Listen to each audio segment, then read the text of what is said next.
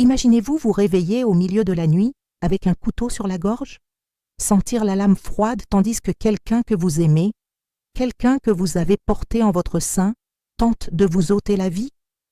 Mon propre fils, Romain, m'a fait ça. Il est venu pour me tuer au couteau quelques heures après que je sois sorti de mon baptême à l'église.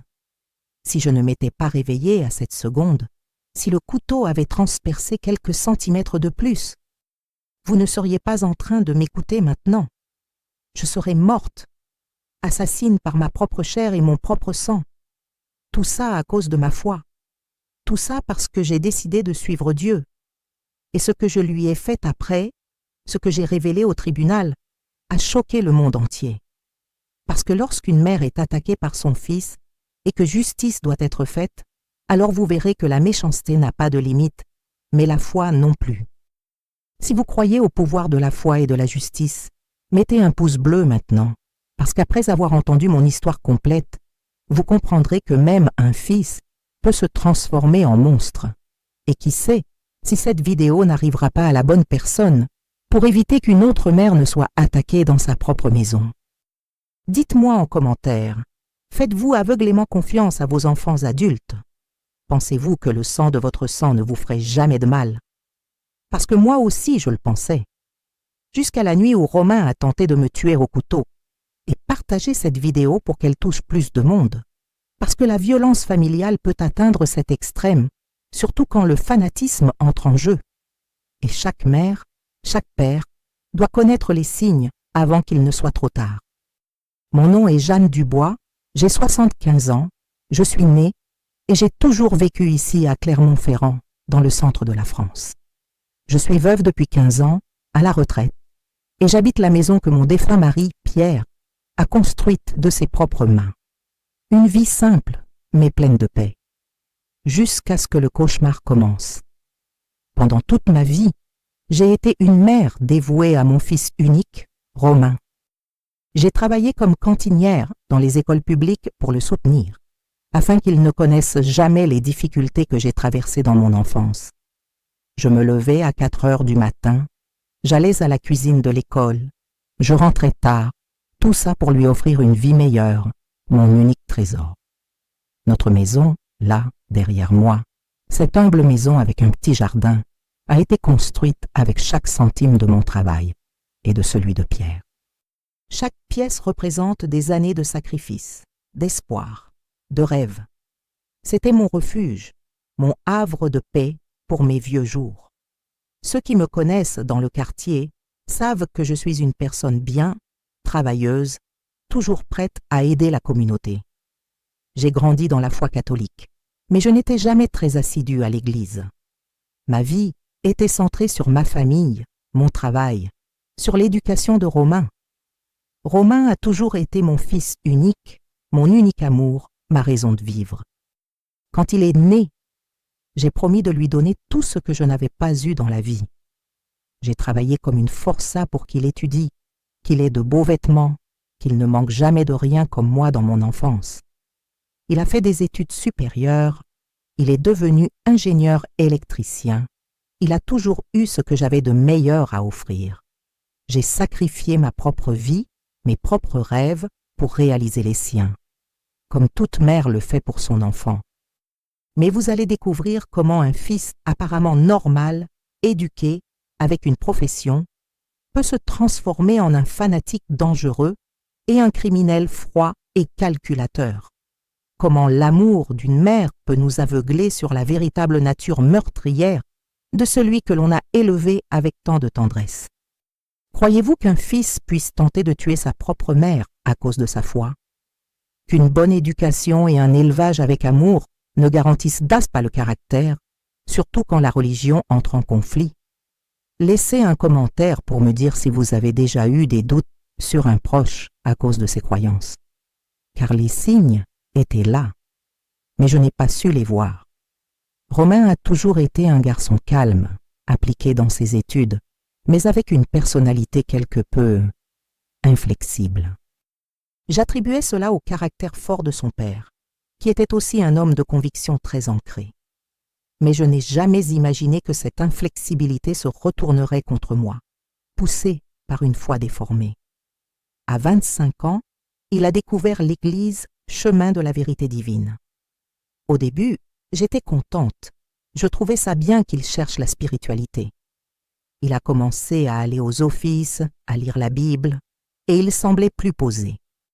Mais petit à petit, j'ai commencé à remarquer un changement effrayant. Il est devenu obsessionnel, radical. Il a commencé à prêcher à la maison, à dire que ma foi catholique était fausse, que j'étais perdue. Maman, vous devez accepter la vraie parole de Dieu. Votre ancienne Église ne vous sauvera pas. J'écoutais, mais j'essayais de ne pas discuter pour maintenir la paix. Quand j'ai eu 74 ans, j'ai senti qu'il était temps de renouveler ma propre foi. J'ai toujours admiré la joie et la ferveur des frères de l'Église pentecôtiste Nouvelle Alliance qui se trouvait dans la rue d'à côté. Je suis allé à un culte et j'ai senti mon cœur être touché d'une manière que je n'avais jamais ressentie auparavant. J'ai décidé de me faire baptiser. J'ai raconté à Romain, pleine de joie. « Mon fils, j'ai été baptisé aujourd'hui. C'est une nouvelle vie pour moi. » Il m'a regardé avec un mépris que je n'avais jamais vu. « Comment ça, maman? Vous avez trahi votre foi, trahi notre famille. Ces gens sont des hérétiques. » Il s'est enfermé dans sa chambre, furieux. J'ai essayé de discuter, d'expliquer que la foi est personnelle, que je ne faisais que chercher Dieu. Mais il n'écoutait pas. « Vous allez brûler en enfer. Vous irez au feu éternel pour cette décision abominable !» criait-il depuis sa chambre. Ce jour-là, la maison est devenue un enfer. Il a commencé à m'ignorer, à me traiter avec froideur, comme si j'étais une étrangère. Il passait des jours sans me parler, marmonnant seulement des passages de la Bible, d'une manière qui ressemblait à une malédiction. L'homme calme que je connaissais, mon fils, avait été englouti par un fanatisme maladif. J'ai essayé d'apaiser, de l'inviter à aller à mon église, à parler avec le pasteur. « Maman, je ne m'assois pas sur la même chaise que les hérétiques. Vous péchez contre Dieu. Vous vous livrez aux ténèbres, » disait-il, les yeux fixés dans le vide, comme s'il était possédé. Si vous voyez que Romain était déjà dangereux à ce stade, mettez un pouce bleu. Et dites-moi en commentaire, vendriez-vous votre maison pour donner de l'argent à un fils adulte? Parce que la pression qui arrive maintenant est bien pire. Après que ma décision de me faire baptiser fut inébranlable, Romain a complètement changé de comportement avec moi. Il est devenu froid, calculateur, a commencé à exercer une pression psychologique tous les jours pour me convaincre d'abandonner ma nouvelle foi et de revenir à sa vraie foi. Maman, vous vous écartez du chemin. Je prie pour votre âme chaque nuit, mais le diable est dans votre cœur maintenant. Mensonge. Mon cœur était rempli de paix. C'était de la pure manipulation, essayant de me faire croire que je faisais quelque chose de mal, que je perdais la tête. Maman, votre Église va vous mener à la perdition. Et si vous mourrez ainsi, Dieu ne vous acceptera pas. Vous irez en enfer, maman. Vous voulez aller en enfer après tout ce qu'on vous a appris? Il plantait la peur dans ma tête, essayant de me faire peur pour que j'accepte sa vision. Il a commencé à faire venir des pasteurs de son église, ici, sans me prévenir. « Madame Dubois, votre fils nous a demandé de prier pour votre salut. » Des pasteurs que je n'avais pas invités. « Nous sommes venus vous libérer de cette possession démoniaque qui vous a envahi. » Romain agissait dans mon dos, essayant de me gêner. « Romain, pourquoi envoyez-vous des gens ici sans me prévenir? » « Maman, je ne fais qu'accélérer le processus de votre salut. Le Seigneur là-haut m'a donné un signe pour vous sauver. » Sauver? J'avais déjà trouvé ma paix. Mais il n'acceptait ma décision en aucun cas. Il a même amené mon petit-fils, Thomas, 17 ans, pour me convaincre. Mon petit-fils disait « Mamie, pourquoi ne retournez-vous pas à l'église de papa? Il souffre tellement à cause de vous. » C'était Romain qui utilisait l'enfant comme une marionnette, lui mettant des mots dans la bouche. « Thomas, qui t'a dit ça? Papa a dit que mamie est têtue, qu'elle ne veut pas le salut de son âme. » Têtue? Moi qui ai travaillé toute ma vie pour avoir cette maison, qui ai soutenu Romain et Thomas pendant des années. J'étais têtue pour vouloir ma propre foi. Une nuit, Romain est rentré à la maison et a explosé. « Maman, vous quitterez cette secte, que vous le vouliez ou non !» Le ton était une pure menace. « Comment ça, mon fils ? Vous comprendrez que vous n'avez pas le choix. Soit vous obéissez à Dieu, soit il se passera quelque chose qui forcera votre obéissance. » Quel genre de chose, Romain ? La colère divine pourrait s'abattre sur votre tête, maman. Surtout sur les personnes qui désobéissent à la parole de Dieu et se livrent au péché. Ce fut la première menace directe, déguisée en prophétie. Mon propre fils me menaçait, utilisant la foi comme une arme. Cette nuit-là, je n'ai pas pu dormir. Je me suis demandé, Romain serait-il capable de me faire du mal, de blesser sa propre mère à cause de ma foi ? J'ai essayé de chasser ces pensées de ma tête, mais elles revenaient sans cesse. La peur a commencé à habiter en moi. Vous voulez savoir quand Romain a montré qu'il était capable d'attaquer ? Quand il a prouvé qu'il n'était plus mon fils, mais un fanatique dangereux? Je vais vous le raconter, mais dites-moi en commentaire, pensez-vous qu'un enfant a le droit de forcer la foi de ses parents ? Laissez-moi votre avis. Une semaine après cette menace voilée, des choses étranges ont commencé à se produire dans ma maison, toutes liées à ma nouvelle foi. Je suis rentré du culte et j'ai trouvé tous mes livres de louanges déchirés. Mes nouvelles Bibles brûlées dans la poubelle du jardin. Romain, c'est toi qui as fait ça ? Maman, je ne faisais que nettoyer la maison du mal. Ces livres étaient des objets d'idolâtrie. Nettoyer ? Ils profanaient mes choses les plus sacrées. Vous êtes en train de devenir aveugle. Vous ne vous en rendez pas compte. 2 jours plus tard, je me suis réveillée avec la radio allumée sur ma chaîne d'église, à plein volume. J'ai voulu l'éteindre et le fil de la prise était coupé.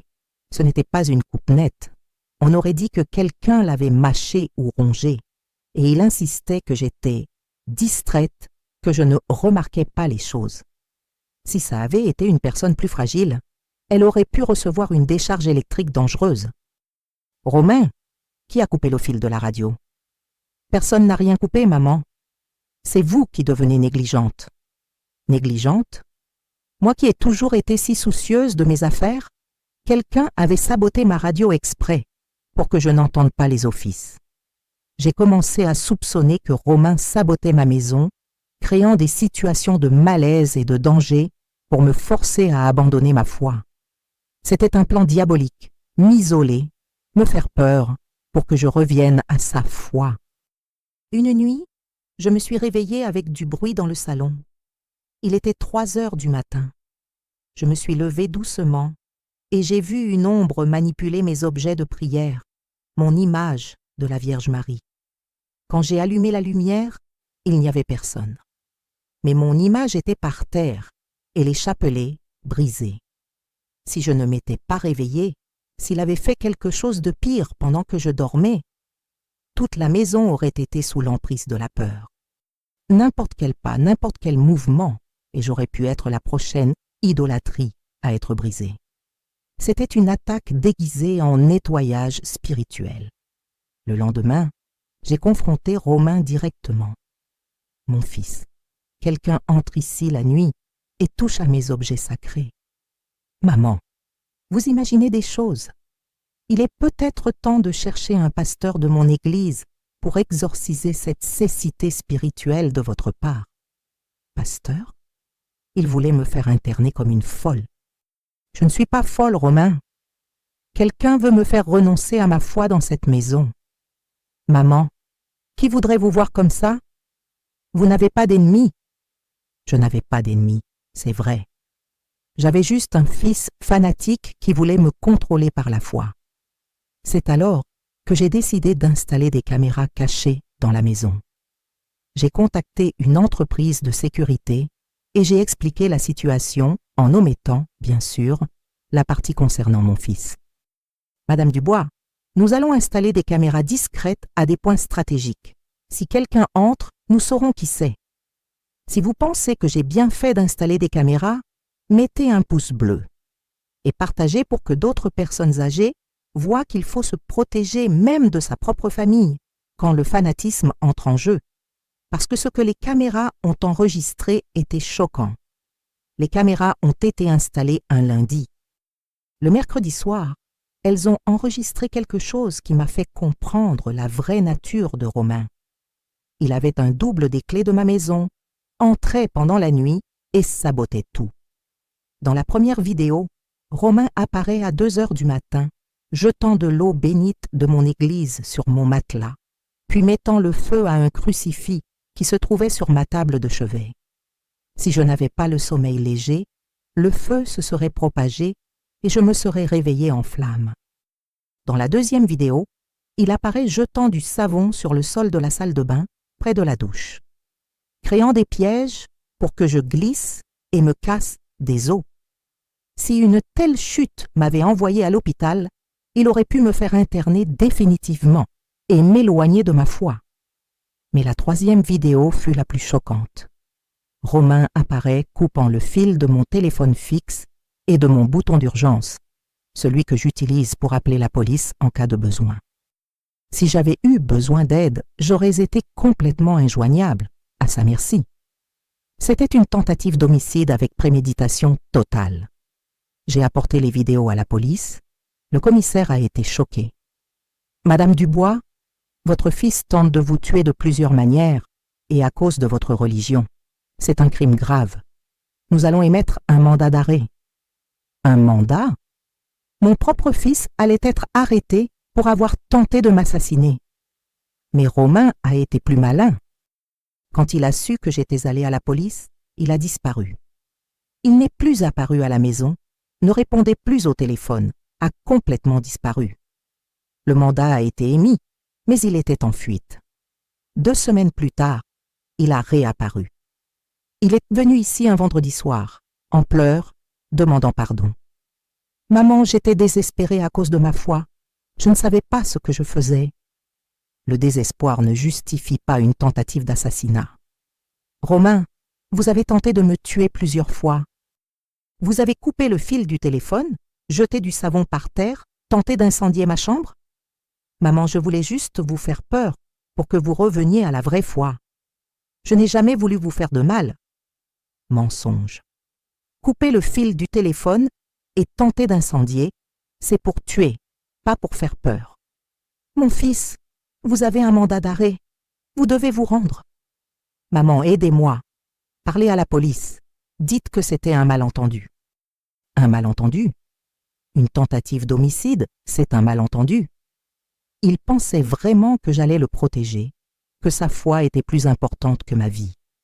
J'ai dit que je retirerais ma plainte seulement s'il signait un document renonçant à tout droit sur ma maison et sur ma vie, et s'il se faisait interner dans une clinique psychiatrique.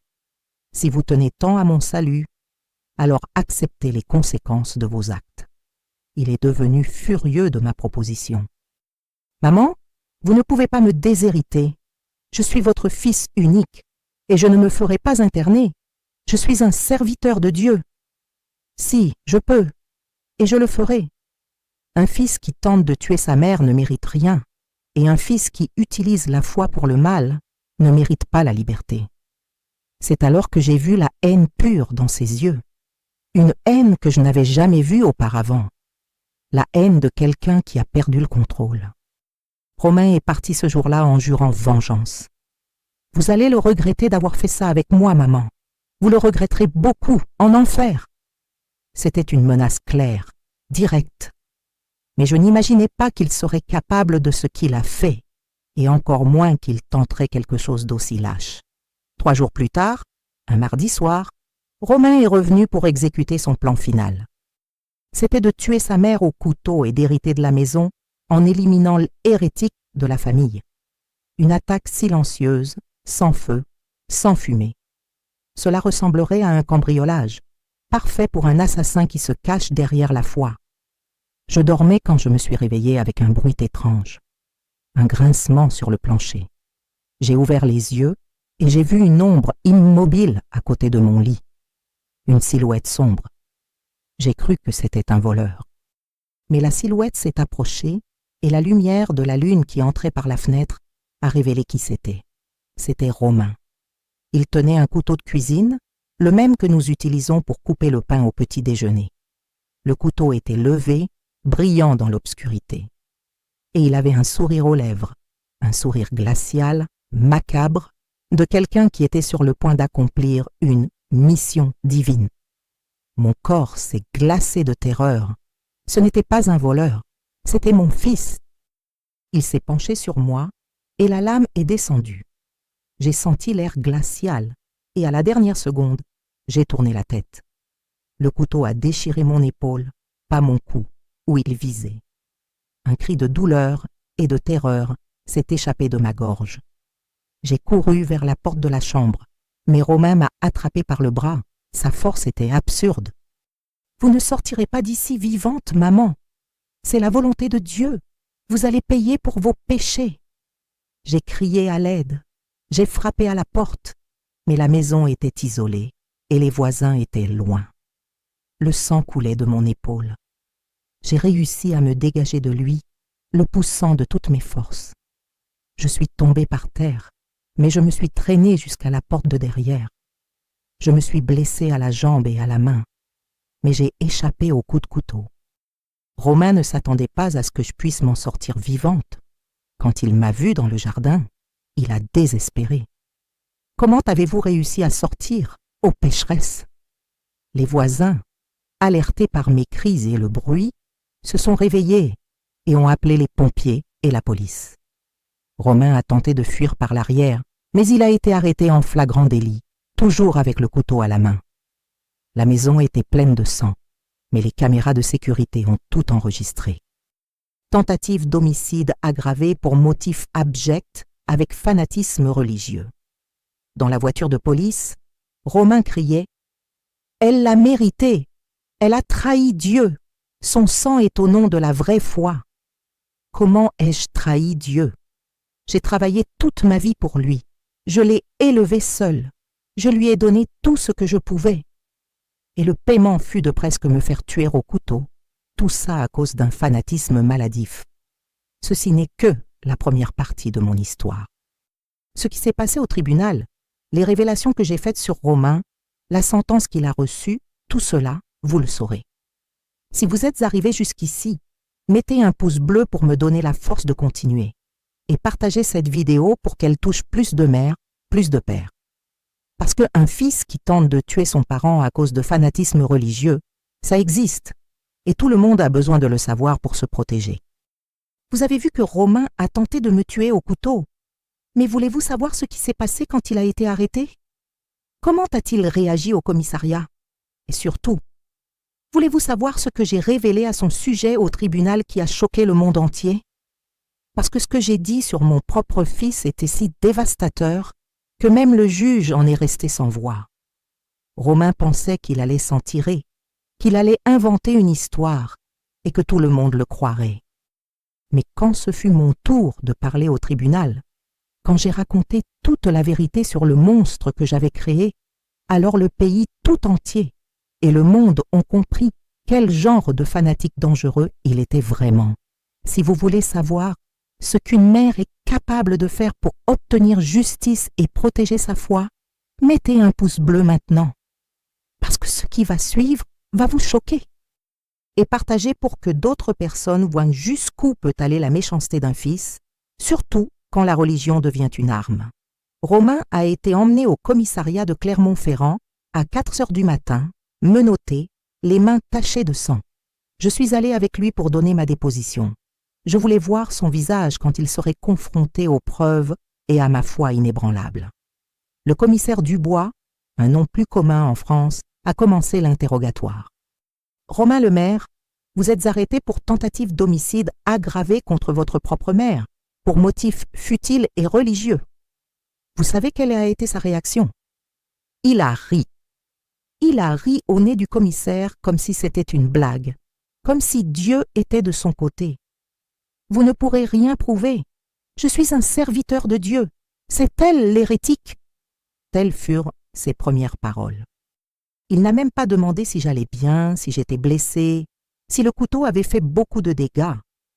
Il ne pensait qu'à comment s'échapper de prison et à comment me blâmer, typique d'un fanatique. Romain, nous avons tout enregistré avec les caméras de sécurité. Le commissaire a montré les vidéos. Lui s'approchant de mon lit, levant le couteau, l'attaque. Où est l'innocence là-dedans? Où est Dieu dans cet acte? Il est devenu pâle en voyant les images, mais s'est vite ressaisi avec une rage froide. C'était de la légitime défense spirituelle. Vous pouvez le croire? Légitime défense spirituelle? Ma mère était possédée par des démons. Elle a trahi la parole de Dieu. Je ne faisais que la libérer du mal. C'est là que j'ai explosé. Romain, vous avez tenté de me tuer au couteau. Comment cela peut-il être de la défense? Est-ce ça la foi? Est-ce ça l'amour d'un fils? Il m'a regardé avec une haine pure. Vous avez toujours été têtue, maman. Vous n'avez jamais accepté la vérité. Maintenant, vous allez payer pour votre désobéissance. Son avocat est arrivé et a tenté de le faire taire. Romain, ne dites plus rien sans ma présence. Mais il était incontrôlable, disant des vérités sans s'en rendre compte. Elle l'a mérité, docteur. Elle m'a toujours humiliée, m'a fait honte avec cette conversion inutile. Quelle valeur méritez-vous pour avoir tenté d'assassiner votre mère et pour utiliser la religion afin de justifier un crime? A demandé le commissaire. Je méritais d'avoir une mère craignant Dieu. Pourquoi attendre qu'elle se convertisse? Il était plus facile de l'éliminer avant qu'elle ne contamine plus de gens. C'est alors que j'ai compris que Romain me voyait comme un obstacle à sa vision déformée de la foi. Si vous voyez que Romain n'avait pas la moindre once de remords et qu'il utilisait encore la religion pour justifier le crime, mettez un pouce bleu. Et dites-moi en commentaire, croyez-vous qu'un fils puisse être aussi froid? Parce que pour moi, ce n'était plus mon fils, c'était un fanatique dangereux. Pendant que Romain était en prison, la police a enquêté sur sa vie et a découvert des choses qui m'ont fait réaliser que je ne connaissais pas mon propre fils. Romain n'était pas seulement fanatique, il était dangereux et avait déjà un historique d'agressivité lié à sa foi radicale. Ils ont enquêté sur son passé et ont trouvé des enregistrements de bagarres et de menaces dans d'autres villes où il avait vécu. Madame Dubois, votre fils a déjà été dénoncé pour agression et menaces contre des voisins qui ne partageaient pas sa foi. C'était un schéma clair. Romain devenait agressif avec ceux qui pensaient différemment. Quelles autres victimes, commissaire? Un ancien camarade d'université, Antoine. Romain l'a agressé parce que Antoine ne voulait pas se convertir. Une ex-petite amie, Sophie. Elle a rompu avec lui à cause de son fanatisme et il l'a menacée de mort. Et un ancien pasteur de son église, le pasteur Bernard. Romain l'a agressé pour avoir détourné la doctrine. 3 cas d'agression et de menaces pour motifs religieux. Trop de coïncidences pour être un hasard. Commissaire, pensez-vous qu'il ferait pire avec ces personnes? Assurément, Madame Dubois. Il a un historique d'escalade de la violence. Vous avez été la dernière victime, et la plus grave jusqu'à présent. De multiples actes de violence. Mon fils était un agresseur en série, poussé par un fanatisme. Comment une mère peut-elle être si aveugle au point de ne pas se rendre compte qu'elle a créé un monstre? J'ai commencé à me culpabiliser, à me demander où j'avais failli dans son éducation, où sa foi s'était transformée en haine. Mais le commissaire m'a rassurée. Madame Dubois, le fanatisme aveugle les gens. Ce n'est pas la faute de votre éducation. Vous avez fait de votre mieux. Dieu est avec vous. C'était vrai. Romain a trompé beaucoup de gens avec sa foi, pas seulement moi. Romain trompait tout le monde avec un visage pieux et un cœur rempli de haine contre ceux qui pensaient différemment. Ils ont trouvé chez lui un journal avec des notes de péché et d'hérésie de personnes proches, y compris les miennes. C'était un catalogue d'âmes à sauver par la force. Romain étudiait ses cibles comme un prédateur, justifiant la violence par des citations bibliques déformées. Madame Dubois, il y a plus de 10 noms sur cette liste de pécheurs. Votre fils prévoyait de punir des dizaines de personnes. 10 noms. Romain allait transformer la punition en mission. J'étais juste une victime de plus sur sa liste, le hérétique qui devait être sauvé ou éliminé. Pouvez-vous imaginer découvrir que votre fils prévoyait d'agresser et de punir des dizaines de personnes au nom d'une foi déformée? Que vous avez créé un fanatique dangereux dans votre propre foyer? Dites-moi en commentaire comment vous vous sentiriez dans cette situation. Si vous êtes choqué par ces révélations, mettez un pouce bleu pour me donner de la force. Et partagez pour que d'autres familles voient que le fanatisme peut être partout, même dans sa propre maison, et qu'il faut reconnaître les signes de danger. Découvrir que mon fils était un fanatique dangereux et un agresseur en série m'a complètement détruite. J'ai passé des semaines sans dormir, sans manger, me demandant où j'avais failli. Comment une mère peut-elle à ce point échouer dans l'éducation de son fils, au point qu'il veuille la tuer à cause de sa foi? J'ai cherché l'aide d'un pasteur de mon église, le pasteur Martin. Pasteur, comment une personne normale devient-elle un fanatique violent? Madame Dubois, le fanatisme déforme la parole de Dieu. Cela n'a rien à voir avec votre éducation. Vous avez fait de votre mieux. Dieu est avec vous. Mais pasteur, j'ai dû échouer quelque part. Les fanatiques sont des manipulateurs nés dès l'enfance, Madame Dubois. Ils simulent l'amour, imitent les émotions, trompent même leurs parents, tout pour imposer leur vérité. Ne vous blâmez pas de ne pas l'avoir remarqué. Votre foi vous a guidé vers la vérité et elle vous a sauvé. J'ai commencé à me souvenir de signes de son enfance qui, à l'époque, semblaient normaux.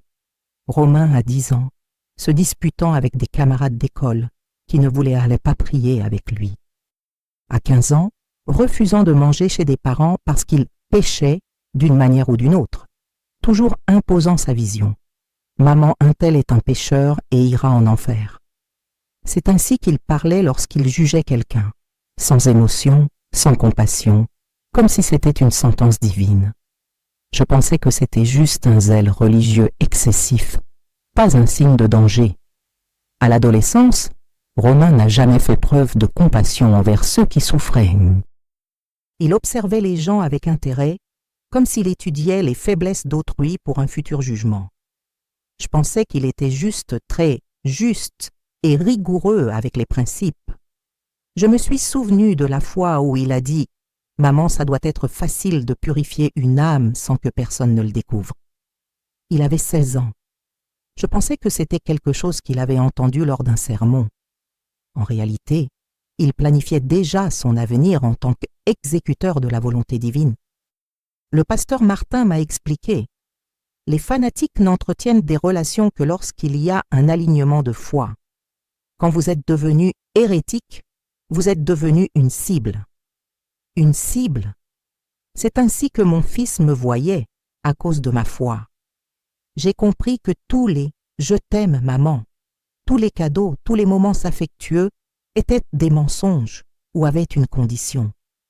Romain ne m'a jamais aimé vraiment, inconditionnellement. Il ne m'a utilisé que tant que j'étais alignée avec sa vision de femme de Dieu. Quand je me suis fait baptiser, il m'a vue comme une ennemie. Si vous comprenez la douleur de découvrir qu'un fils ne nous a jamais vraiment aimés et que sa foi peut être une arme contre vous, mettez un pouce bleu. Parce que cette découverte fait plus mal que n'importe quel coup de couteau dans la poitrine, et la douleur qu'un fils devienne un agresseur est indescriptible. 3 mois après l'arrestation, le procureur m'a appelé pour préparer le procès. Madame Dubois, cette affaire a eu un retentissement national et international. Le monde entier la suit. Votre témoignage sera décisif pour condamner Romain et montrer le danger du fanatisme. Docteur Legrand, pour José, un nom de famille plus courant pour un procureur français, que dois-je dire au tribunal? La vérité complète sur votre fils. N'ayez pas pitié, ne vous sentez pas coupable. Romain est dangereux. Il doit rester en prison pour toujours, pour ne plus agresser personne au nom de cette foi déformée. C'était vrai. Romain ne pouvait pas retourner dans les rues. Les enquêtes ont confirmé. Romain possédait un arsenal de matériel d'endoctrinement extrémiste, des textes qui prônaient la punition physique des infidèles et des hérétiques, des emails et des messages qui prouvaient son intention de purifier la société par la violence. Il n'était pas seulement un fanatique, c'était un terroriste potentiel. S'il est condamné pour tous les crimes, il pourrait prendre plus de 20 ans de prison. 20 ans. Romain allait mourir en prison ou passer une grande partie de sa vie là-bas. Il le mérite, docteur. Combien d'autres personnes aurait-il agressé s'il n'avait pas été emprisonné? L'affaire a fait la une des journaux nationaux et internationaux. Un fanatique tente de tuer sa mère à cause de son baptême. Un fils utilise un couteau au nom de la foi. Le danger de l'extrémisme religieux en famille. C'était un cirque médiatique, mais nécessaire pour alerter d'autres familles et religions. Les journalistes me cherchaient tous les jours. « Madame Dubois, comment vous sentez-vous en sachant que votre fils est un fanatique agresseur? Comment une mère se sent-elle? Détruite, trahie par sa foi, mais aussi soulagée d'être en vie et de pouvoir rendre justice et d'alerter le monde. La défense de Romain a tout tenté. La folie mentale, la légitime défense religieuse, l'influence de l'endoctrinement. Rien n'a fonctionné. Les preuves étaient claires, agression préméditée, planifiée froidement, justifiée par un fanatisme dangereux. Romain a tenté de me contacter en prison. Il m'a envoyé une lettre me demandant de lui rendre visite. Maman, j'ai besoin de tout vous expliquer. J'ai besoin de vous convertir à la lumière divine. Expliquez quoi? Comment il a tenté de me tuer au couteau? Comment il a utilisé la foi pour m'attaquer? J'ai décidé de lui rendre visite une seule fois. Je voulais le regarder dans les yeux et lui dire que je ne pardonnerais pas l'acte criminel, mais que je lui pardonnais en tant que fils, et qu'il allait payer pour tout ce qu'il avait fait à ma foi et à ma vie. C'était mes adieux au fils que je pensais avoir, et mon témoignage de ma foi. Romain était maigre, pâle, en uniforme de détenu. Quand il m'a vu, il a tenté de pleurer, mais les larmes étaient fausses.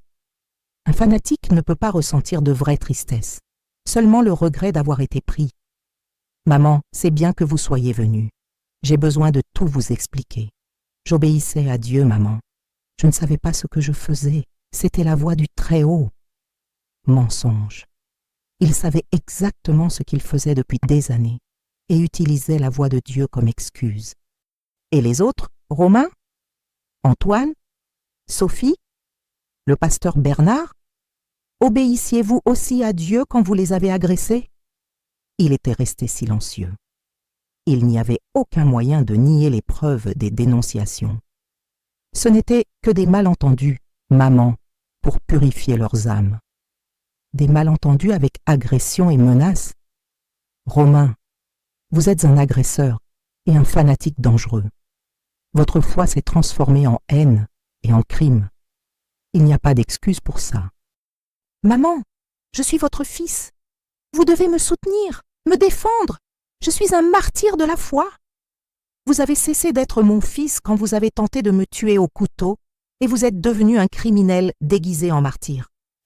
Mais maman, pardonnez-moi. Je vais changer. Je serai différent. Je purifierai mon âme pour que vous voyiez. Romain, les fanatiques dangereux ne changent pas. Ils se déguisent. Vous serez toujours un danger si vous n'êtes pas traité. C'est pourquoi vous resterez en prison et paierez pour ce que vous avez fait. Il est devenu furieux quand il a réalisé qu'il ne me convaincrait pas, que ma foi était plus forte que la sienne. Vous êtes une vieille hérétique. Allez en enfer. C'est pour ça que j'ai fait ce que j'ai fait.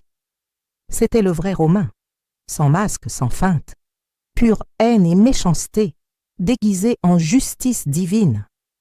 Merci de confirmer que j'ai pris la bonne décision et que ma foi m'a sauvé. Quelle décision? De ne plus jamais vous considérer comme mon fils, jusqu'à ce que vous vous repentiez vraiment et que vous soyez guéri de ce fanatisme. Maintenant, vous n'êtes qu'un criminel que j'ai eu le malheur d'élever et qui doit être maîtrisé pour protéger la société. Ce furent donc les derniers mots que j'ai échangés avec lui. Je suis sorti de cette prison soulagé, mais le cœur brisé pour lui. Si vous pensez que j'ai bien fait de couper les ponts avec Romain et de choisir la justice et ma foi, mettez un pouce bleu et dites-moi, pardonneriez-vous un fils agresseur et fanatique? Parce que pour moi, il n'y a pas de pardon pour celui qui utilise la foi pour le mal et tente de vous ôter la vie. Le procès a été fixé pour octobre. Le tribunal était bondé. Journalistes, curieux, membres de diverses églises. Le monde entier voulait voir Romain jugé et ma foi mise à l'épreuve. C'était l'affaire criminelle de l'année, une alerte sur les dangers du fanatisme. Le juge, le docteur Leclerc, pour Almeida un nom de juge plus français, a ouvert la session. C'est l'un des cas les plus graves que j'ai jamais présidé. Une tentative d'homicide contre sa propre mère, motivée par un extrémisme religieux. Un acte qui a choqué notre communauté et le pays tout entier. Romain est entré menotté, escorté par 4 policiers. Il était différent. Les cheveux coupés courts, sans la barbe qu'il avait l'habitude de porter, avec ce visage de quelqu'un qui savait qu'il n'y avait plus d'espoir. Le monde entier allait le voir être condamné et ma foi glorifiée. Le procureur a présenté les preuves une par une.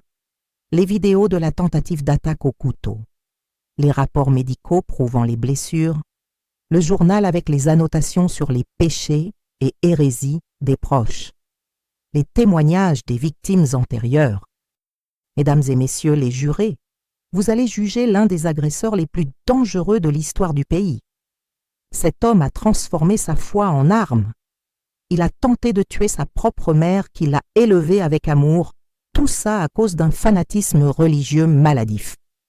Le procureur était implacable, et sa voix résonnait dans le tribunal. Quand ce fut mon tour de témoigner, le tribunal s'est tu. C'était le moment que tout le monde attendait.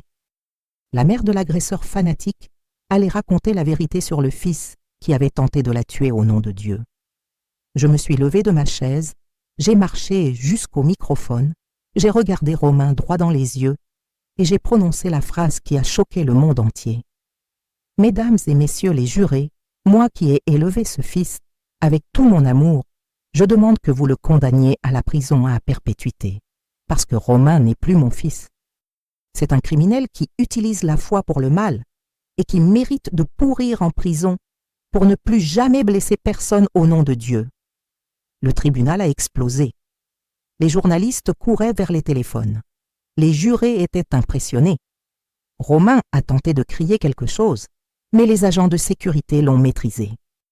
C'était la première fois dans l'histoire qu'une mère demandait la prison à perpétuité pour son propre fils à l'échelle nationale, pour un crime motivé par le fanatisme religieux. Mon fils a agressé et menacé des personnes innocentes et a tenté de me tuer au couteau, tout ça au nom d'une foi déformée. Il prévoyait de punir d'autres personnes. C'est pourquoi moi, en tant que mère et en tant que femme de foi, je demande la justice maximale. Qu'il ne sorte plus jamais de prison pour ne plus blesser la foi et la vie de personne. Les caméras de télévision se sont concentrées sur mon visage pendant que je parlais. La France et le monde entier ont vu une mère condamner son propre fils. C'était un moment historique de la justice française et un témoignage du pouvoir de la foi et de la résilience humaine. Un moment qui est resté gravé pour toujours. Ce qui s'est passé après cette déclaration, la réaction de Romain, la sentence qu'il a reçue, tout cela, vous le saurez. Si vous êtes arrivé jusqu'ici, mettez un pouce bleu et partagez pour que plus de gens voient qu'il faut parfois choisir entre famille et justice et entre la vraie foi et le fanatisme. J'ai choisi la justice et ma foi, et je ne le regrette pas. Vous avez vu que j'ai demandé la prison à perpétuité pour mon propre fils à la télévision nationale, mais voulez-vous savoir la réaction de Romain? Comment a-t-il réagi en entendant sa propre mère demander la prison pour lui et la sentence que le juge a rendue? Parce que quand le monde entier a vu une mère condamner son fils agresseur et fanatique, cela est devenu une page d'histoire et une alerte mondiale. Romain a tenté de m'attaquer là, au tribunal, une fois de plus. Il a crié des choses qui ont fait comprendre aux pays entiers et au monde quel genre de monstre aveuglé par le fanatisme il était vraiment. Et quand le juge a lu la sentence, quand il a dit combien d'années il allait rester en prison, alors vous verrez que la justice fonctionne parfois et que la vraie foi prévaut toujours. Si vous voulez savoir comment se termine cette histoire d'horreur et de foi, mettez un pouce bleu maintenant. Parce que ce qui s'est passé après ma déclaration au tribunal fut encore plus choquant, et la leçon qui en a découlé fut encore plus puissante, et partagée pour que d'autres personnes voient que justice et foi valent plus que le sang, surtout quand le fanatisme entre en scène. Quand j'ai fini de dire que je voulais la prison à perpétuité pour Romain, le tribunal était resté dans un silence total pendant une dizaine de secondes. Tout le monde était en train de digérer ce qu'il venait d'entendre. Une mère demandant la prison pour son propre fils à la télévision nationale pour un crime motivé par le fanatisme religieux. Romain a explosé. Il s'est levé de sa chaise, a tenté de courir dans ma direction en criant « Vieille hérétique, j'aurais dû vous tuer, brûler en enfer, infidèle !» Les agents de sécurité ont dû le retenir avec force. Il était hors de contrôle, montrant son vrai visage d'agresseur et de fanatique. « Vous ne savez rien. Je suis un martyr de Dieu. Elle a toujours été un fardeau, une pécheresse. » Il criait aux jurés. « Je méritais d'avoir une mère de foi. C'était la volonté de Dieu. » C'était exactement ce que le monde avait besoin d'entendre. Romain se condamnant seul, prouvant le danger de sa distorsion religieuse. Le juge a frappé avec son marteau. « Ordre au tribunal.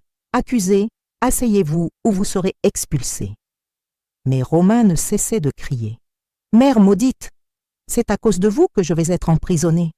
Vous devriez être morte, pécheresse. » Chaque mot était une preuve de sa méchanceté et de son fanatisme. « Romain le maire, contrôlez-vous ou nous ordonnons votre expulsion. » Le juge était rouge de colère. Mais Romain a continué. « J'aurais dû utiliser un couteau plus grand. J'aurais dû couper plus profondément. C'est la volonté de Dieu. » Avouant la tentative d'assassinat devant tout le monde, au nom de sa foi dénaturée. Ses avocats ont tenté de le faire taire, mais il était trop tard. Romain avait tout avoué à la télévision nationale. « Oui, j'ai tenté de la tuer, et je le ferai à nouveau.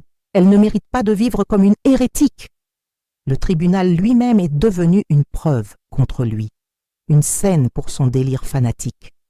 Ce furent 5 minutes de folie totale. Romain insultant, criant, confessant, menaçant, tout au nom de son interprétation maladive de la foi.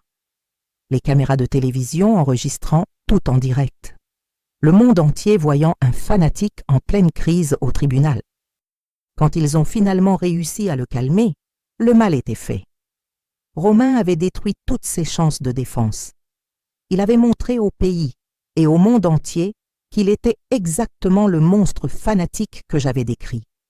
Le procureur n'a même pas eu besoin d'en dire plus. Mesdames et messieurs les jurés, vous venez de voir de vos propres yeux. L'accusé a avoué, menacé, montré une absence totale de remords, tout cela motivé par un fanatisme religieux extrême. Je demande la condamnation maximale pour protéger la société de ce danger. Si vous avez vu que Romain s'est condamné lui-même et que son fanatisme est un réel danger, mettez un pouce bleu et dites-moi en commentaire, croyez-vous qu'un fils puisse haïr autant sa propre mère et utiliser la religion pour cela? Parce que ce qu'il a dit ensuite était encore pire. Après la crise de Romain, le tribunal a entendu d'autres témoignages qui ont prouvé qu'il était un agresseur fanatique et un danger pour la société. La première fut Caroline, pour Anna Paula, l'ex-petite amie de Romain, qui l'a agressé pour s'être détourné de la foi. Mesdames et messieurs les jurés, Romain était une personne différente au début. Mais ensuite, il a commencé à me forcer à aller à son église, à changer mes vêtements, à ne pas parler à mes amis. Si je n'obéissais pas, il m'insultait, me disait que j'irais en enfer. Elle tremblait en parlant, se souvenant du cauchemar. « Madame, vous avez eu des doutes sur sa violence ?» a demandé le procureur. « Oui, j'ai eu des doutes. Un jour, il m'a poussé contre le mur parce que j'avais refusé de brûler un livre qu'il considérait pécheur. Il disait que c'était pour sauver mon âme, mais ce n'était que de la violence. C'était un schéma. Romain imposait la foi par la force. Le deuxième témoignage fut celui du pasteur Dubois, pour Pastor Silva, de l'ancienne église de Romain, qu'il a agressé pour s'être détourné de la doctrine. Romain était un fidèle très dévoué, mais avec le temps, il a commencé à remettre en question mes prêches, à dire que j'enseignais des hérésies. Il voulait que je change la doctrine de l'Église pour sa vision radicale. Il vous a menacé? Oui. Il a dit que, si je ne me repentais pas et ne suivais pas la vraie parole, il serait l'instrument divin pour me corriger. Un jour, il m'a agressé avec un coup de poing à la sortie du culte, disant que c'était pour mon salut. J'ai dû quitter cette congrégation pour protéger ma vie. Et l'agression? Ça s'est passé devant les fidèles, docteur. Il m'a jeté par terre, m'a donné des coups de pied en disant que c'était pour expulser le démon qui était en moi. Il disait que c'était la volonté de Dieu. Je suis resté des semaines sans pouvoir prêcher. Une victime de plus du fanatisme de Romain. Le troisième témoignage fut celui d'un ancien collègue de travail, Étienne pour Fernando. Romain a toujours été un bon employé, mais il a commencé à essayer de convertir tout le monde dans l'entreprise. Si quelqu'un n'acceptait pas, il faisait des commentaires offensants, disait que la personne était pécheresse et qu'elle ne serait pas bénie. Il est allé jusqu'à agresser quelqu'un dans l'entreprise? Oui. Un jour, il a jeté du café chaud au visage d'une collègue parce qu'elle écoutait de la musique qu'il considérait profane. Il a dit que c'était pour brûler son péché. La collègue a eu des brûlures et a dû s'absenter. Chaque témoignage montrait le même schéma. Romain approchait les gens, tentait d'imposer sa foi déformée, et si elle résistait, il les agressait, utilisant la religion comme justification. C'était une machine d'endoctrinement et de violence qui fonctionnait depuis des années. Vous voyez que Romain a trompé beaucoup de monde et que son fanatisme est un danger pour la société entière. Qu'il était un prédateur religieux? Dites-moi en commentaire, feriez-vous confiance à une personne comme ça si vous ne saviez pas la vérité? Si vous réalisez que Romain était dangereux pour la société entière et que le fanatisme peut détruire des familles, mettez un pouce bleu et partagez pour que d'autres familles voient les signes de leurs enfants fanatiques avant qu'il ne soit trop tard et avant que la foi ne devienne haine. L'avocat de Romain, le docteur Moreau, pour Ricardo, a tenté toutes les stratégies possibles pour le sortir de prison. Première tentative, l'aliénation mentale. Mon client souffre de troubles psychiatriques graves et de délires religieux. Il ne savait pas ce qu'il faisait, il agissait au nom d'une conviction déformée. Le procureur a rapidement démoli cette défense. Docteur, votre client a planifié de multiples attaques et agressions pendant des années. Il a étudié des méthodes, choisi des victimes, utilisé la religion pour justifier la violence. Où est la folie là-dedans? C'est un criminel avec un motif très clair, le fanatisme. C'était une préméditation totale, déguisée en folie.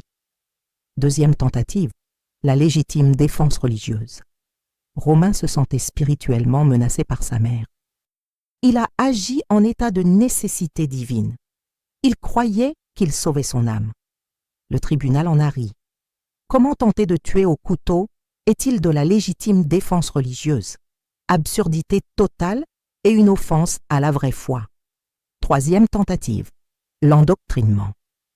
Mon client a été endoctriné par des leaders religieux extrémistes, perdant sa capacité de discernement. Il était une victime, pas un agresseur. Mensonge. Romain était le leader de sa propre doctrine.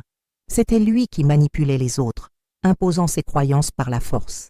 Quatrième tentative, l'influence de drogue. Romain était sous l'effet de substances qui ont altéré son comportement et lui ont fait avoir des visions religieuses. L'examen toxicologique a montré qu'il était sobre pendant tous les crimes et agressions.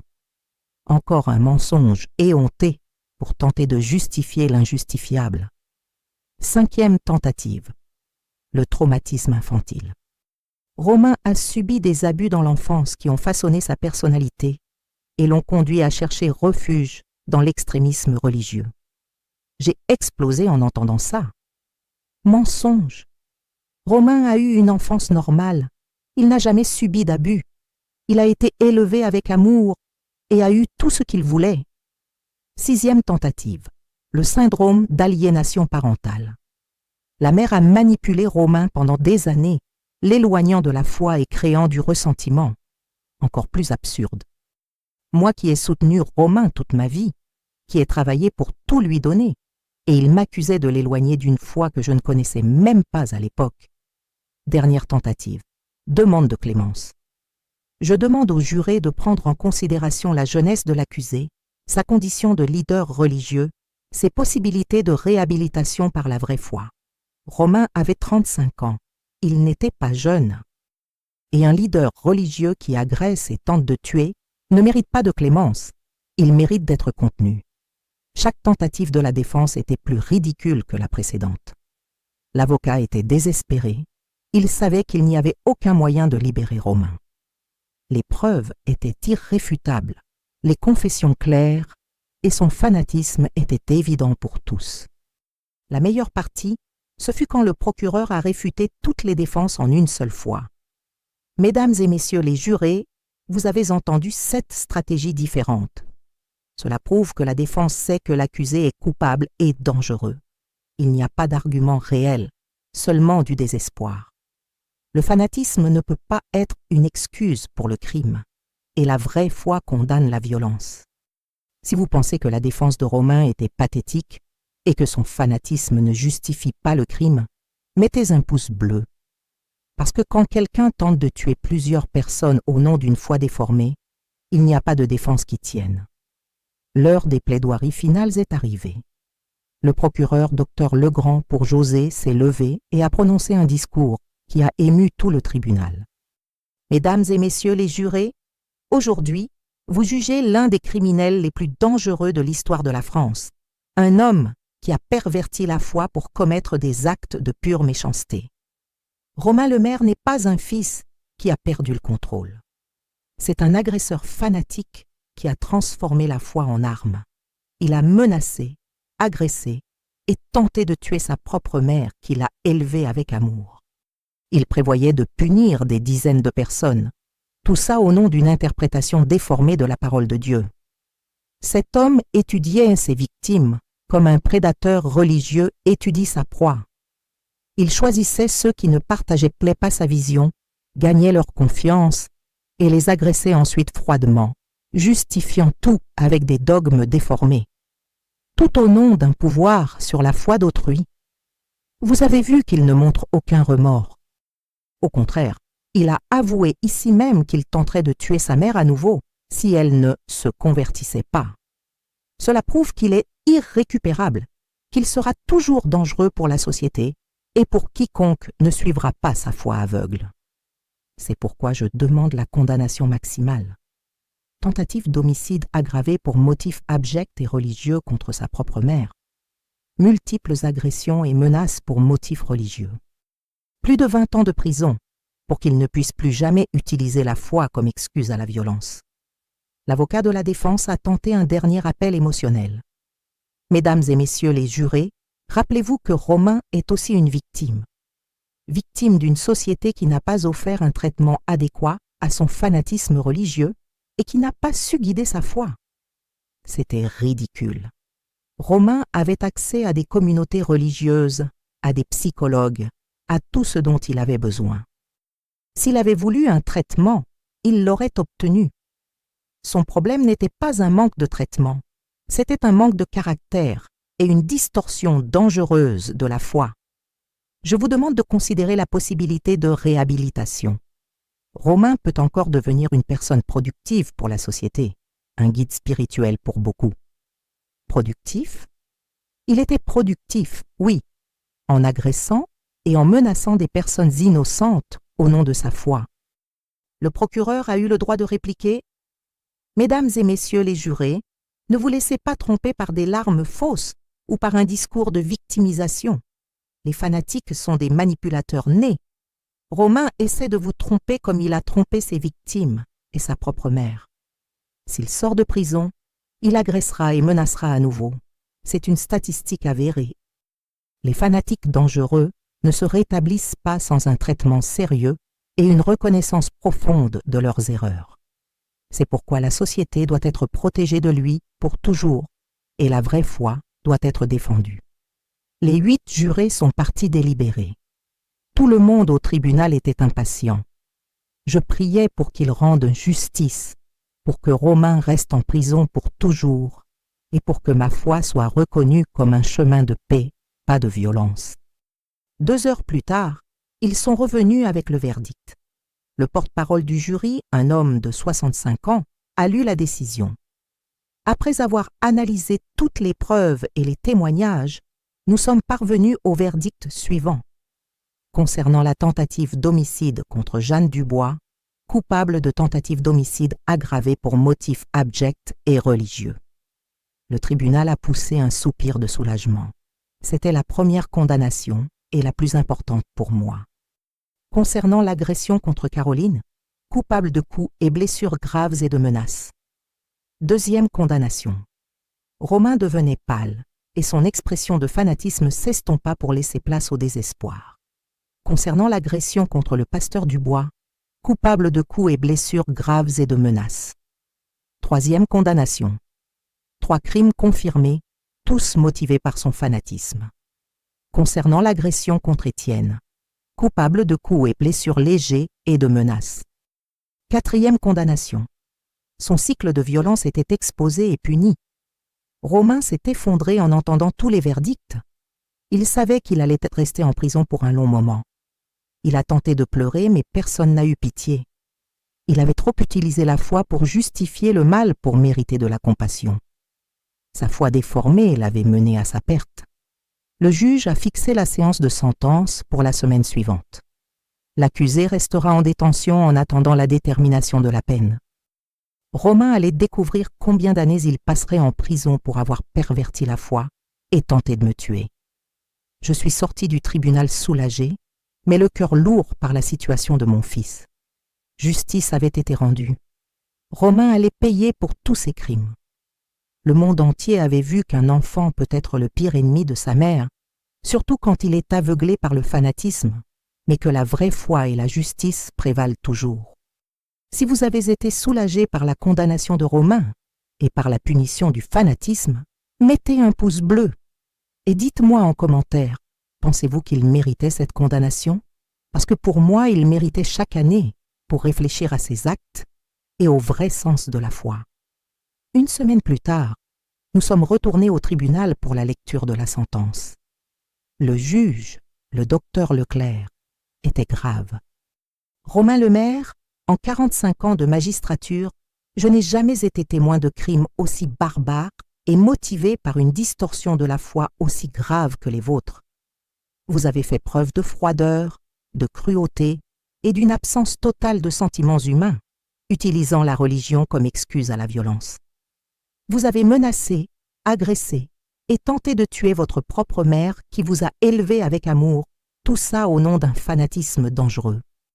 Pour les crimes de tentative d'homicide aggravé pour motifs abjects et religieux, de coups et blessures graves, de coups et blessures légers et de multiples menaces, je vous condamne à 28 ans de réclusion en régime initialement fermé, avec possibilité de libération conditionnelle seulement après avoir purgé 1/3 de la peine et après attestation de la déradicalisation de votre fanatisme. 28 ans. Romain allait passer une grande partie de sa vie en prison. Il ne sortirait plus jamais pour blesser quelqu'un au nom de Dieu. Le tribunal a applaudi la sentence. C'était une vraie justice et un avertissement pour ceux qui utilisent la foi pour le mal. Sans droit à une libération conditionnelle pendant les 10 premières années. Compte tenu de la gravité des crimes et du danger qu'ils représentent, l'accusé devra suivre un accompagnement psychologique et de déradicalisation religieuse continue, même après avoir purgé sa peine. Romain a tenté de crier quelque chose, mais les policiers l'emmenaient déjà. C'était la dernière fois que je voyais mon ex-fils, celui qui s'était perdu dans le fanatisme. Il est parti menotté, en pleurs, sachant qu'il ne serait plus jamais libre et que sa foi l'avait condamné. Je suis sorti du tribunal en paix. J'avais fait ce qu'il fallait. Romain allait pourrir en prison et le monde était plus sûr de son fanatisme. Aucune autre famille ne souffrirait ce que j'avais souffert à cause d'une foi déformée. C'est mon histoire complète. Maintenant, je vais vous raconter comment j'ai reconstruit ma vie, comment je suis devenue un symbole de la lutte contre la violence familiale et le fanatisme religieux, et mon message final à toutes les mères de France et du monde. Vous avez vu Romain être condamné à 28 ans de prison. Mais voulez-vous savoir comment j'ai reconstruit ma vie après avoir découvert que j'avais élevé un fanatique agresseur? Comment je suis devenu un symbole national et international de la lutte contre la violence familiale et le fanatisme religieux? Et mon message final à toutes les mères de France et du monde qui pourraient vivre le même cauchemar. Parce qu'après que l'affaire ait eu un retentissement national et international, ma vie a complètement changé. J'ai reçu des milliers de lettres d'autres mères qui avaient convécu des situations similaires. Et j'ai découvert que Romain n'était pas une exception. Il n'était qu'un de plus dans une épidémie silencieuse qui tue des familles entières, souvent au nom d'une foi déformée.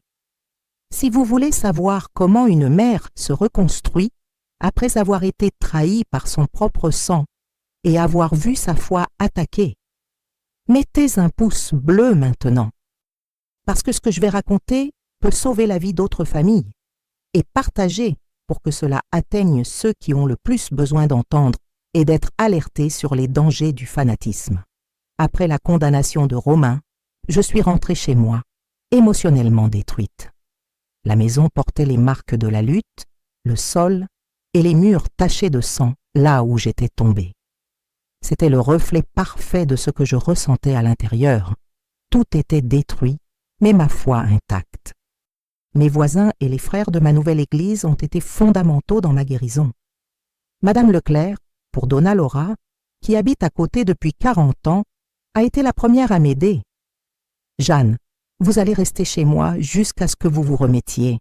Je n'accepte pas de non comme réponse. Votre foi et votre vie sont plus importantes maintenant. » Madame Leclerc, je ne veux pas déranger. Déranger? C'est vous qui m'avez donné de la force tant de fois. Maintenant, c'est mon tour de rendre l'appareil. Et l'Église vous apportera aussi tout son soutien. C'était ce dont j'avais besoin. Des bonnes personnes me rappelant que tous les enfants ne sont pas des monstres et que la vraie foi unit les gens. Les premières semaines furent les pires. Je me réveillais au milieu de la nuit avec des cauchemars constants où Romain tentait de me tuer avec le couteau, son sourire diabolique et sa justification religieuse. Des crises de panique quand j'entendais le bruit de couteau dans la cuisine ou n'importe quelle citation religieuse sur un ton menaçant. Le pasteur Martin m'a orienté. « Madame Dubois, ce que vous ressentez est normal. C'est le syndrome de stress post-traumatique. Cela prendra du temps pour vous remettre, mais votre foi et notre communauté seront avec vous. » Du temps. C'était exactement ce que je pensais ne plus avoir à 75 ans. Pasteur, j'ai 75 ans. Est-ce que ça vaut la peine de tout recommencer? Oui, ça en vaut la peine, Madame Dubois. Vous avez survécu à un agresseur fanatique. Vous avez une force que la plupart des gens n'auront jamais, une foi inébranlable. Dieu vous a sauvé pour un plus grand dessein. C'était vrai. Si j'avais survécu à Romain, je pouvais survivre à n'importe quoi, avec l'aide de Dieu. J'ai commencé la rénovation de la maison doucement. D'abord le sol du salon et ma chambre, où Romain a tenté de m'attaquer. J'ai peint en blanc, couleur de la paix et de la pureté. J'ai changé tous les meubles, acheté un nouveau lit. Je voulais effacer tout souvenir de cette nuit de terreur et de la foi déformée qui a failli me coûter la vie. Le jardin fut plus difficile. C'est là qu'il laissait habituellement ses offrandes et sacrifices qui me rappelaient son fanatisme. J'ai cassé tous les pots qu'il avait plantés, j'ai tout refait avec de nouvelles plantes, des fleurs éclatantes. Je voulais m'assurer qu'il n'y avait aucun résidu de sa haine, seulement la beauté de la vie et de ma nouvelle foi. 6 mois plus tard, la maison était prête, nouvelle, propre, pleine de lumière, sans trace de la méchanceté qui s'y était déroulée. C'était le symbole de ma propre rénovation. Je devenais aussi une nouvelle personne, plus forte, plus pleine de foi et avec un but.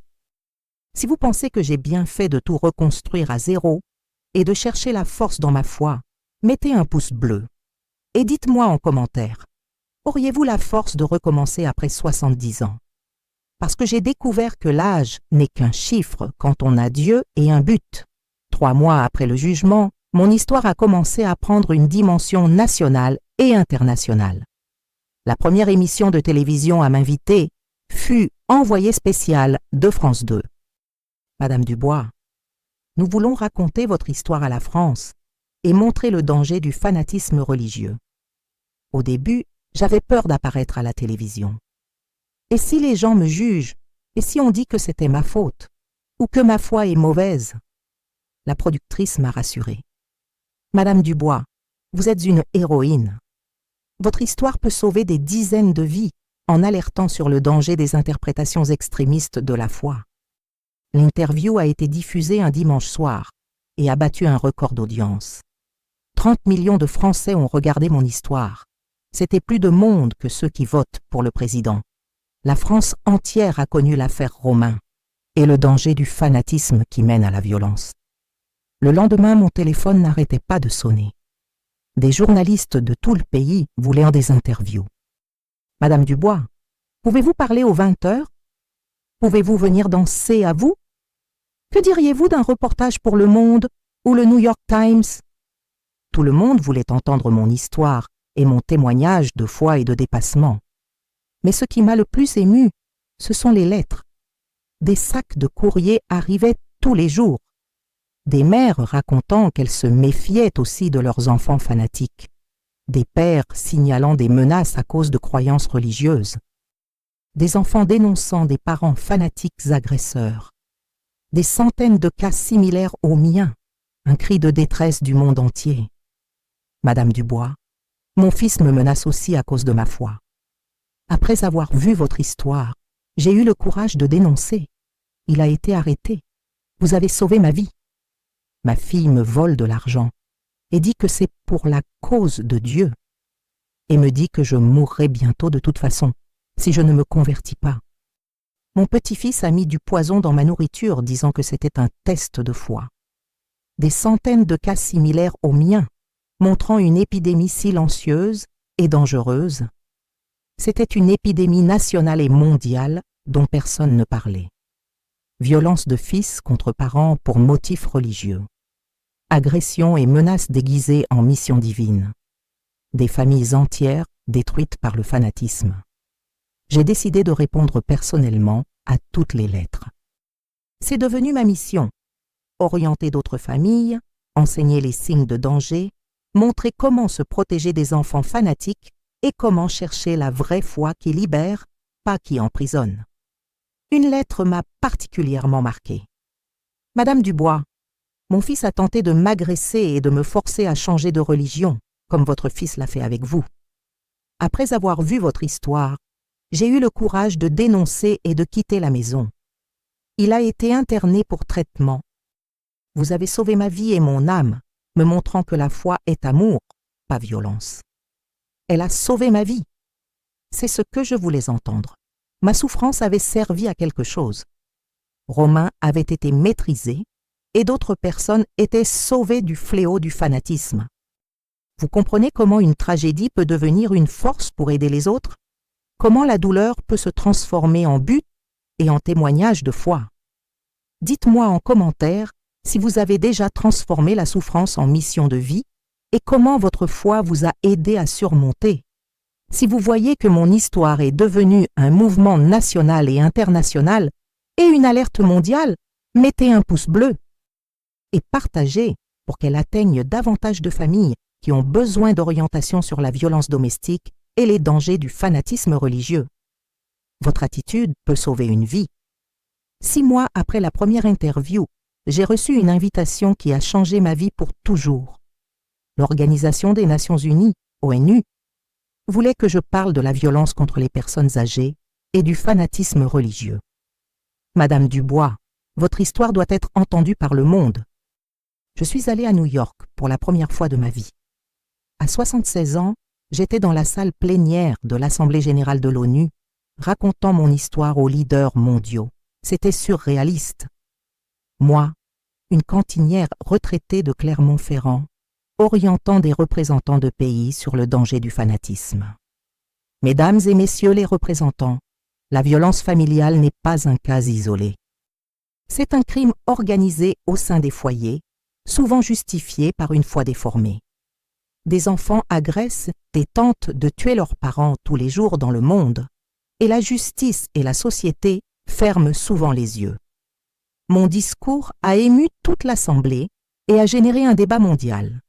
Résultat, ils ont créé l'initiative Jeanne Dubois, un programme mondial pour combattre la violence contre les personnes âgées et le fanatisme religieux. Maintenant, lorsqu'il y a des cas de violence familiale à motivation religieuse, il y a une enquête spéciale et les victimes reçoivent soutien et protection. Ils ont également créé la ligne directe d'aide aux victimes de fanatisme, un numéro vert international qui fonctionne 24 heures sur 24 pour dénoncer la violence des enfants envers les parents et des leaders religieux qui incitent à la haine. En 2 ans, elle a déjà reçu plus de 200 000 appels du monde entier. Je suis devenue conférencière officielle du ministère de la Justice français et de diverses ONG internationales. Chaque mois, je voyage à travers la France et le monde pour raconter mon histoire, enseigner aux familles comment se protéger, orienter les personnes âgées sur leurs droits et sur la vraie foi qui prêche l'amour, non la violence. À Paris, j'ai parlé à un public de 5000 personnes. « Madame Dubois, vous avez sauvé ma vie », a dit une dame de 82 ans.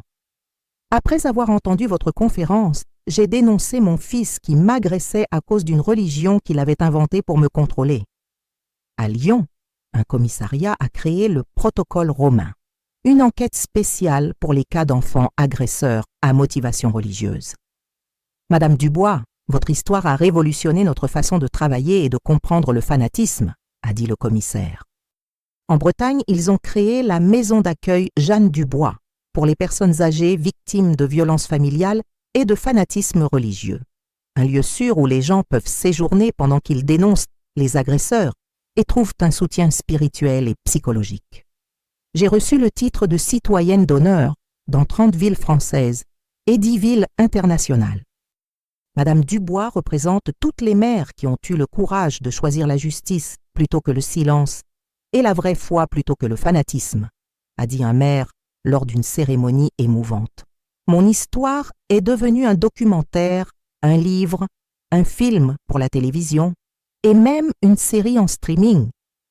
La mère qui a condamné son fils fanatique a été le documentaire le plus regardé de l'histoire de France Télévisions et l'un des plus vus sur Netflix. 15 millions de personnes l'ont vu et le message de foi et de justice s'est répandu. Si vous êtes fiers de voir que ma douleur est devenue un vrai changement dans le pays et dans le monde et un témoignage de foi inébranlable, mettez un pouce bleu.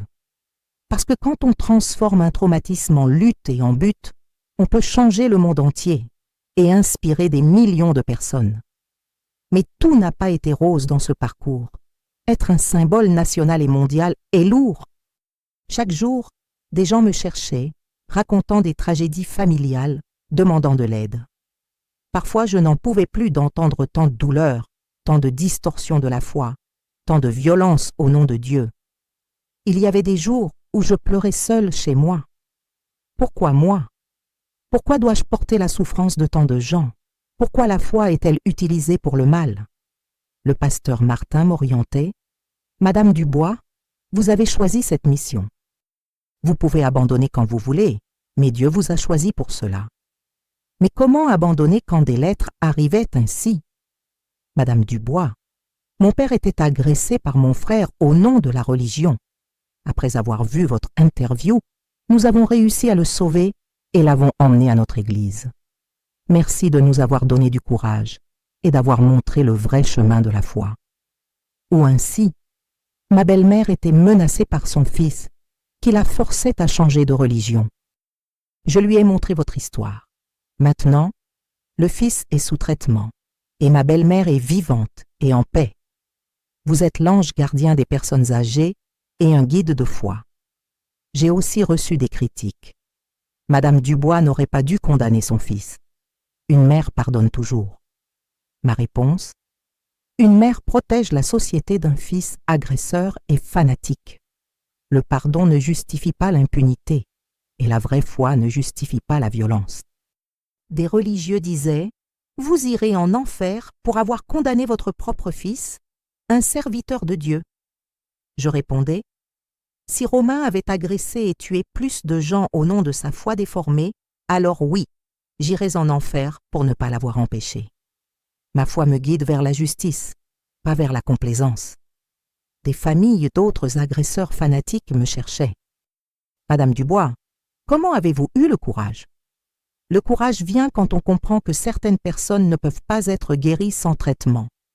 Romain était trop dangereux pour avoir une seconde chance, et sa foi était utilisée pour le mal.